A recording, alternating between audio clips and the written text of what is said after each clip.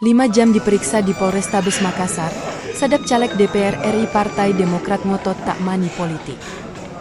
Politisi Partai Demokrat, Syarifuddin Daeng Puna alias Sadap telah diperiksa di markas Polrestabes Makassar, Minggu, 10 Maret 2024, siang. Sadap diperiksa oleh pihak kepolisian terkait dugaan kasus mani politik dalam konteks masa kampanye pemilu 2024. Sebelumnya, caleg DPR RI Dapil Sulsel I ini membagikan uang ke warga di Pantai Losari, Kota Makassar. Atas kasus tersebut, Sadap ditetapkan sebagai tersangka kasus mani politik.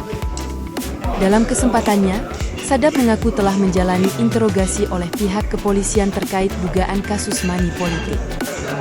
Pemeriksaan tersebut dilakukan untuk mengumpulkan bukti. Di samping itu, polisi mendalami dugaan keterlibatan Sadap dalam praktik yang melanggar aturan dalam proses pemilu. Dia mengaku telah menjalani interogasi oleh pihak kepolisian terkait dugaan kasus mani politik. Sekitar jam 12 saya memenuhi panggilan di Polrestabes Makassar. Saya diperiksa hampir 5 jam, kata Sadap kepada Tribun Timur. Selama pemeriksaan, Sadap diminta memberikan klarifikasi dan penjelasan terperinci terkait tuduhan yang diarahkan padanya. Sadap menjelaskan, apa yang dilakukannya bukanlah politik uang, melainkan kegiatan bersedekah kepada warga atau pengamen yang ada di Pantai Losari, Makassar.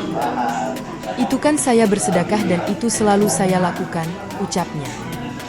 Menurutnya, hal tersebut hanya dapat dikatakan sebagai pelanggaran jika ia membawa alat peraga kampanye, APK, saat memberi uang.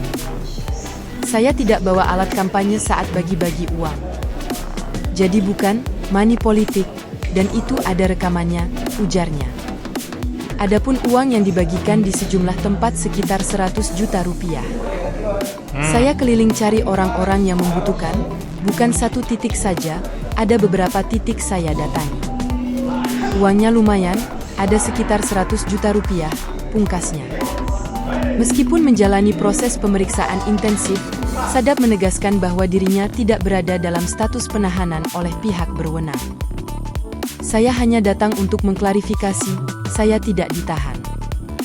4:30 tadi saya selesai diperiksa, ungkapnya. Meskipun menjalani proses pemeriksaan intensif, Sadap menegaskan bahwa dirinya tidak berada dalam status penahanan oleh pihak berwenang.